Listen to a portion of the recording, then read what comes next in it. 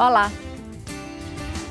Ter um filho é o sonho de muitos casais. E quando essa criança tão desejada chega, ela traz muita felicidade, mas também inseguranças e dúvidas para os pais, principalmente quando é o primeiro filho.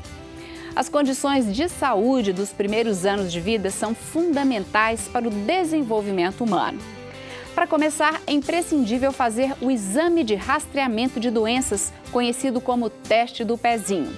Além disso, o acompanhamento pediátrico, odontológico, as vacinas e a alimentação fazem parte deste desenvolvimento. Mas, ainda assim, dúvidas sempre aparecem. Em homenagem ao Dia das Crianças, nós vamos fazer um debate sobre a saúde e os cuidados na infância. E vamos entender para que serve esse teste do pezinho. E depois debater dúvidas frequentes como: será que o desenvolvimento do meu filho está adequado para a idade? Como entender e interpretar as queixas, dores e febres. A melhor maneira de lidar com os problemas que podem surgir é estar informado. Então, aproveite e acompanhe o nosso debate de hoje. Está no ar Pense Saúde.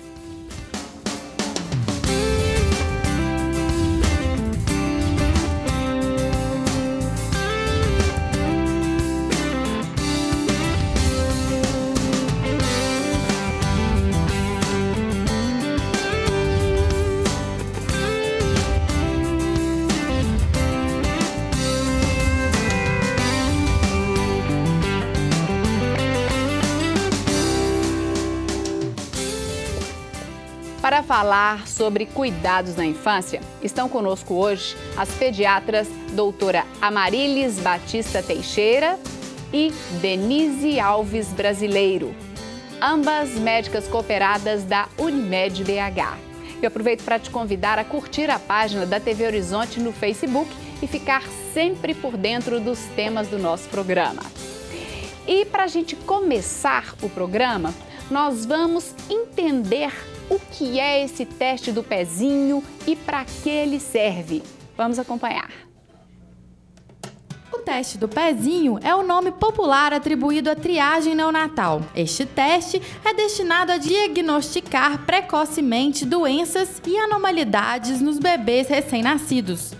O exame, feito com uma picadinha no calcanhar do bebê, é básico, obrigatório e gratuito no Brasil desde 1992. Um projeto de lei aprovado no Senado determina que o Sistema Único de Saúde, o SUS, atualize periodicamente o rol de exames feitos em recém-nascidos. As doenças raras são identificadas com o teste do pezinho, que é a chamada triagem neonatal. Hoje, no Brasil, no rol das doenças identificadas com o teste do pezinho, são 6 doenças. E você pode chegar a 10 doenças ou 11. Então, o desejo desta lei é que a cada período, a cada ano, o governo faça uma revisão da triagem neonatal. Logo, o teste do pezinho feito pelo SUS poderá detectar outras doenças, além dessas 6 que já detecta no exame básico.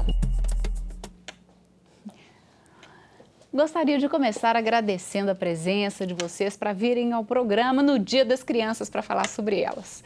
E a gente começou então com o teste do pezinho, com essa triagem que é importantíssima de ser feita, né, doutora Amarilis? Sim, toda criança que nasce hoje, ela já sai da maternidade com um pedido de exame e a orientação de procurar o posto de saúde ou um laboratório para realizar em torno do 5º dia de vida o teste do pezinho, que ele tem esse nome porque o sangue é coletado na solinha do pé, mas o sangue pode ser coletado em outros locais também. E já está sendo, né, às vezes no bracinho. Sim, ele pode. Mas é um exame de sangue e ele detecta, então, a fenilcetonúria, o hipotiroidismo, uma anemia que chama anemia falciforme ou drepanocitose, a hiperplasia congênita da suprarrenal, a toxoplasmose, a deficiência de biotinidase e a fibrose cística.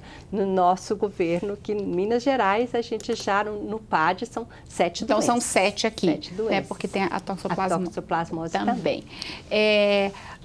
E ela, de todas essas aqui que a gente está falando, aí tem a galactosemia também, não é isso? Pode ser incluída, mas ela ainda não é uma das doenças que se pode diagnosticar pelo teste do pezinho, mas que ainda não está incluído no esquema básico do sistema de saúde. Qual a importância desse teste ou desse rastreamento ser feito tão precocemente? Porque várias doenças, principalmente o hipotireoidismo, quando detectados precocemente, a gente já faz a intervenção medicamentosa.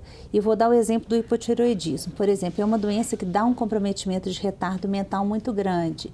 E se essa criança é detectada precoce e tratada de uma maneira correta desde o início, o resultado é muito importante, é muito bom. Então, assim, quanto mais precoce, mais o pediatra pode fazer a intervenção e, com isso, essa criança não vai desenvolver todas as manifestações dessa doença. Pode não ter os comprometimentos. E, principalmente, o que a gente chama mais atenção da gente, no caso, é a questão do atraso de neurodesenvolvimento, desse retardo mental. Tá certo. Você queria comentar? No caso da fenilcetonúria, que foi assim, foi a menina dos olhos, a primeira que foi teste do pezinho foi a fenilcetonúria, o diagnóstico também é muito importante nos primeiros 21 dias de vida, porque nessa doença a criança ela não consegue metabolizar então o aminoácido fenilalanina em tirosina. Então esse aminoácido ele vai se depositando, né? Vai acumulando.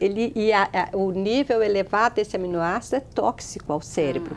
Então, causa lesões irreversíveis ao cérebro. Então, é importantíssimo que até com 21 dias de vida a criança já esteja diagnosticada e usando a dieta adequada para evitar essas lesões. Eu vou querer entender cada uma dessas que vocês disseram, né? Logo no início você explicou a fenilcetonúria, você falou um pouquinho do hipotireoidismo. Eu vou querer até saber dessa frequência, né? Se alta, se não é. Mas para começar, vocês citaram anteriormente a toxoplasmose.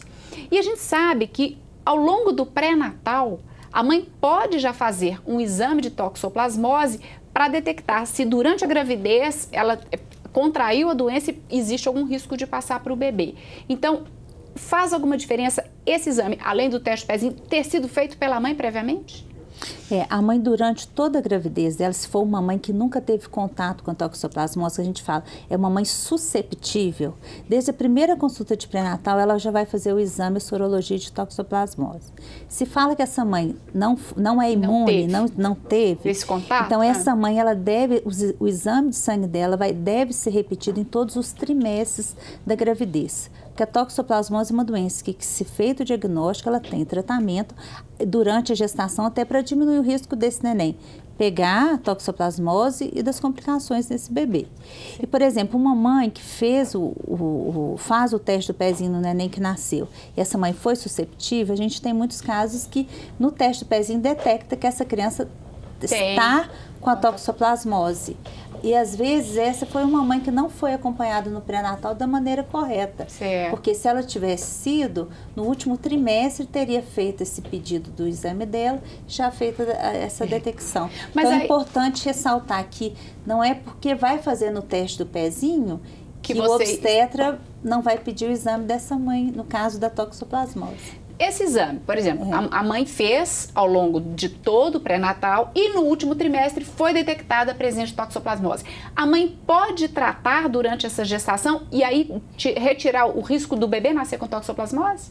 Pode e deve ser detectada e deve ser tratada e o neném triado ao nascimento, porque é comum o neném nascer, igual a gente fala, assintomático. Você olha, se o neném está lindo, não tem nenhum sintoma, mas ele às vezes tem a doença e tendo a doença ele deve ser tratado por 1 ano para evitar lesões oculares e outras lesões que a toxoplasmose pode causar. Eu queria saber que sintomas são esses. Pode nascer assintomático. Que sintomas seriam esses? Bom, depende muito da época que houve o contato do bebê, transmissão vertical, que a gente fala, essa contaminação da mãe para o bebê. Mas se é muito no início, esse parasito tem chance para lesar muito o neném, de forma geral, é uma retinopatia grave que pode causar cegueira, lesões neurológicas com calcificações cerebrais, hidrocefalia ou microcefalia, um fígado e baço ficam muito aumentados, anemia, distúrbio de coagulação do sangue, entre outras coisas. É uma doença generalizada e florida. É uma doença que ela tem origem, a mãe pode contrair, ou todos nós, né? através de fezes do gato? Fezes do gato ou então carne crua e mal cozida de animal que foi infectado. Então você ingere aquele cisto, não é?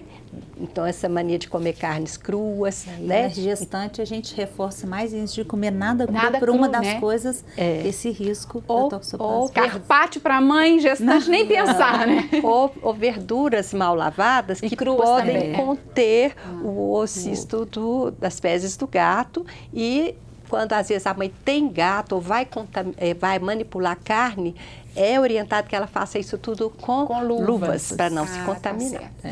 Agora, claro que a ideia nossa é conversar de bebê, mas mulheres, pessoas que têm esse contato e têm a doença ao longo da vida, seja na adolescência, seja na fase adulta, o risco para essas mulheres contraírem a toxoplasmose é menor do que no caso de um bebê? Por exemplo, uma pessoa que contraiu a toxoplasmose com 20 anos.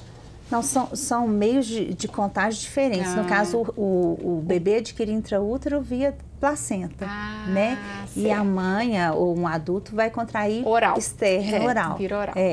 Então, é um risco menor de todas as complicações que você citaram.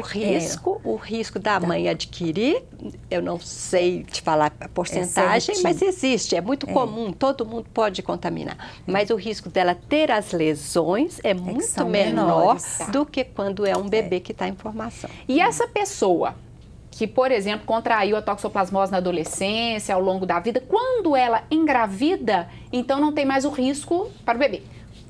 Teoricamente, não. Em medicina tem uns casos. Não é matemática, né? Mas é muito menor a chance. Se a mãe é imune, ela tem lá IgM negativo e IgG alto, é sinal que ela é imune. Então, a chance dela contaminar o feto dela, ter uma reativação, é mínima. A gente considera. Em alguns casos pode ocorrer essa reativação. São raros, mas são as exceções. Então tem que ficar atento no pré-natal do mesmo jeito, né? Daqui a pouco a gente volta. Eu tenho casos no consultório, sim, infelizmente, de toxoplasmose congênita pela falta de não ter feito exame. Esse acompanhamento ao longo da gestação. Bom, nós vamos voltar daqui a pouco para falar de outras, né, que vocês citaram o hipotiroidismo, a anemia falciforme, a galactosemia. Vamos entender como é o acompanhamento dessas crianças a partir do momento que foi detectado nesse exame de rastreamento alguma alteração, tá certo? O nosso intervalo é breve, como você sabe. Hoje, então, em homenagem ao Dia das Crianças, nós estamos fazendo um programa de orientação para as mães, porque, como a gente falou na abertura, a informação é imprescindível para que o desenvolvimento do bebê aconteça de forma plena e saudável. O intervalo é rápido, voltamos já já.